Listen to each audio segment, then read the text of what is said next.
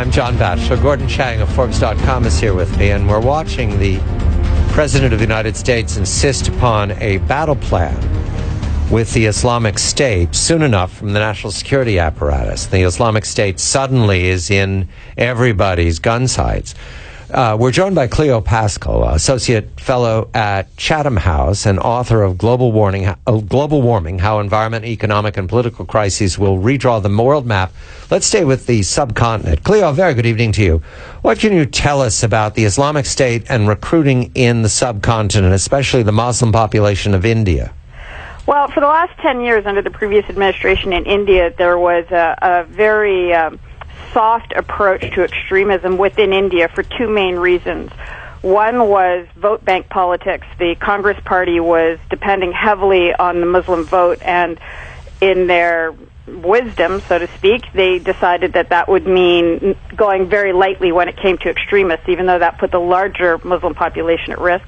And the other reason is because corrupt politicians within India during that administration were washing their dirty money through Hawala networks, which brought them into relatively direct contact with global terrorist networks.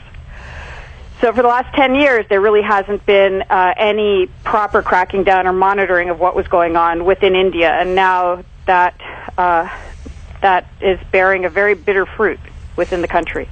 Cleo, it's nothing like a death to really change people's perceptions.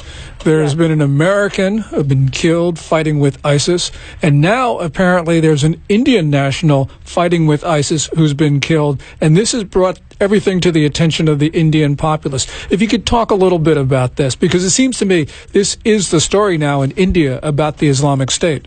It is, and it was a big surprise because for many years, the Indians thought of themselves as the kind of recipients of terror coming in through Pakistan and other places. But now there's very clearly recruiting going on, and the result is young men and educated young men. There's the current batch of 4 that we know about. 3 of them were in engineering university when they went off to go fight in Syria. One of them, as you say, was just killed today or yesterday. The news came out. So it's really concentrating the mind within India about what's been happening within the country and how bad the situation has become over the last 10 years.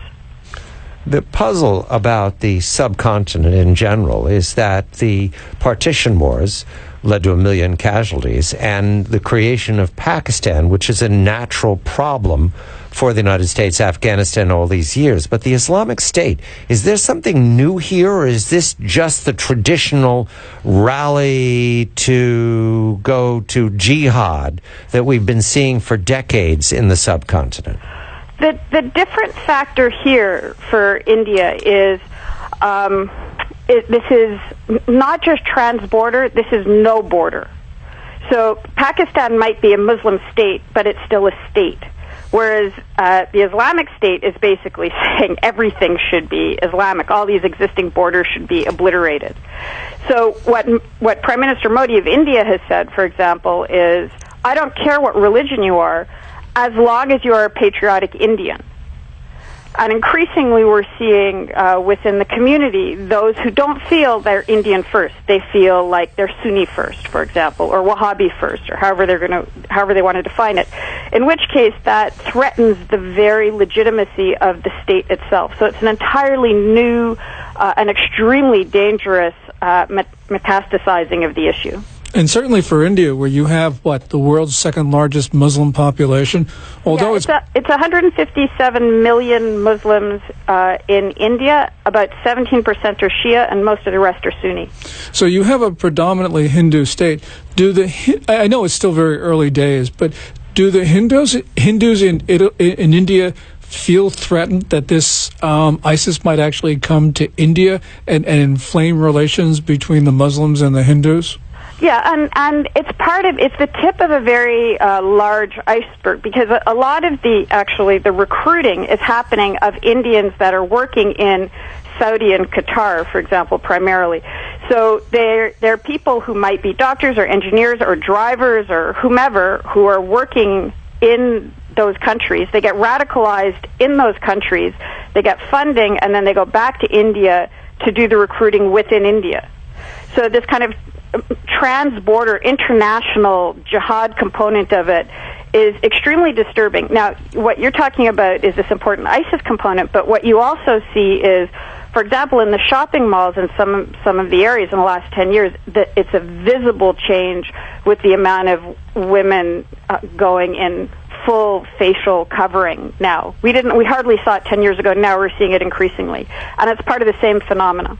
Implicit in what you're saying, Cleo, if I read this correctly, is that this would be a very unhappy way of explaining Mr. Modi's overwhelming success at the polls and the ousting of the Congress Party and the domination of a party that's entirely identified with Hindu nationalism, extreme Hindu nationalism, almost as if there was an anticipation that there would be a reawakening of the Takfiri jihadists, who are the Islamic State, which is apocalyptic and extreme violence, and sees a Hindu in much the same light as you see an American, an infidel to be converted or destroyed. Did Mr. Modi win because this was already in the water?